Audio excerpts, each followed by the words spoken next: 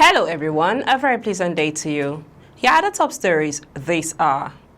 President Bola Tinubu grants presidential pardon to Herbert Macaulay, Maman Vatsa, Ogoni9 and others. Former Vice President Osinbajo slams Nigerian Judiciary. Courts now serve technicalities, not justice. On the foreign scene, New York Attorney General Letitia James criminally indicted. A very good day to you and welcome to First News Port Harcourt. I am Becky Osoro. Now the news in details. President Bola Tinubu has granted posthumous pardons to late Major General Maman Gia Vatsa and nationalist Herbert Macaulay, marking a significant act of national reconciliation and historical redress. Vatsa, a poet, a former minister, was executed in 1986 after being convicted of treason under the military regime of General Ibrahim Babangida. His pardon announced Thursday after the National Council of State meeting in Abuja restores his honor nearly 4 decades after his controversial execution. Similarly, Herbert Macaulay, a co-founder of the National Council of Nigeria and Cameroon's NCNC, alongside Dr. Nnamdi Azikiwe, received a posthumous pardon. Macaulay, one of Nigeria's foremost nationalists, was unjustly convicted by the British colonial government in 1913 and barred from public office, a blemish only now formally lifted.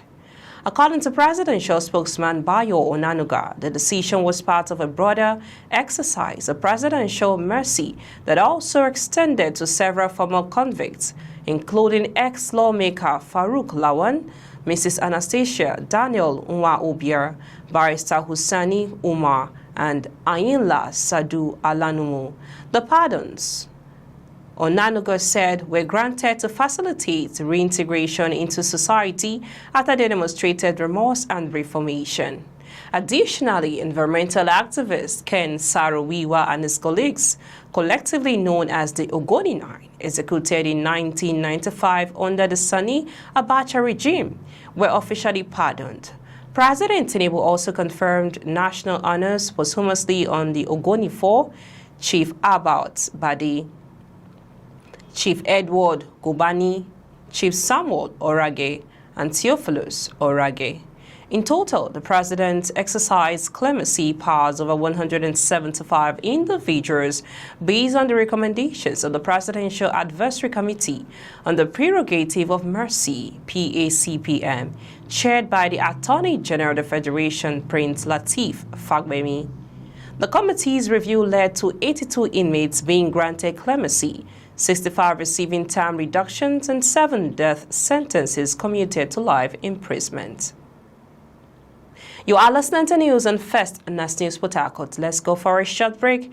When we return, we'll bring to you more details on the former Vice President Osinbajo slams Nigerian Judiciary. Courts now serve technicalities, not justice. And the foreign will bring to you the New York Attorney General Letitia James criminally indicted. Please stay tuned. Welcome back. In case you're just joining us, you're listening to news on First News Port Harcourt. We now bring you the rest of the news. Former Vice President Yemi Osinbajo has lashed out to the Nigerian Judiciary. Osinbajo, a senior advocate of Nigeria and professor of law, made a call in Ilorin, the Kwara State capital, during the second Professor Yusuf Ali annual lecture organized by the Kwara State University Kwasu Mallet. The essence of the justice is not in the form but in the substance. Unfortunately, many of our court decisions, including some of those delivered by the Supreme Court, tend to focus more on procedure rather than the core issues of justice, Osinbajo stated. Citing examples from other jurisdictions, the former vice president noted that even English courts, from which Nigerians' legal traditions were inherited, have evolved beyond rigid proceduralism by allowing amendments at any stage of proceedings to ensure justice is ultimately served. He warned the Nigerians' fixation on outdated technicalities not only hinders the dispensation of justice, but also erodes public confidence in the judiciary. In view of this, I urge legal practitioners, academics, and policymakers to engage in critical and decolonize thinking towards reforming our legal education, legal practice, and overall administration of justice, he said. We now move on to the foreign news. New York Attorney General Letitia James has been criminally indicted on federal charges by a grand jury. James, who led a civil fraud investigation against Trump in 2023, was indicted on charges of bank fraud in the Eastern District of Virginia in Alexandria, according to court documents. Prosecutors accused James of alleged bank fraud and making false statements to a financial institution regarding a mortgage loan for a house in Norfolk, Virginia, the documents state.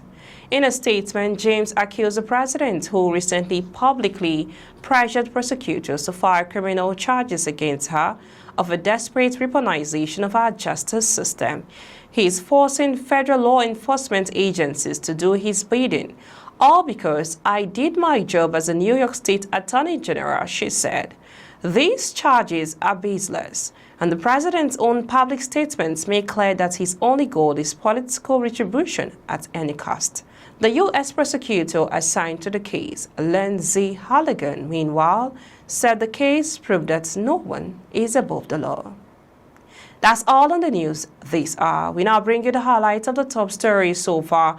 We brought to you that President Bola Tinubu grants presidential pardon to Herbert Macaulay, Mamman Vatsa, Ogoni9, and others. And former Vice President Osinbajo stamps Nigerian Judiciary court now serves technicalities, not justice. And on the foreign scene, New York Attorney General Letitia James criminally indicted. Do remember, democracy is the only system that persists in asking the powers that be whether they are the powers that ought to be. I am Becky Osoro from I and the entire team in Port Harcourt, Nigeria. Many thanks for watching. Bye for now.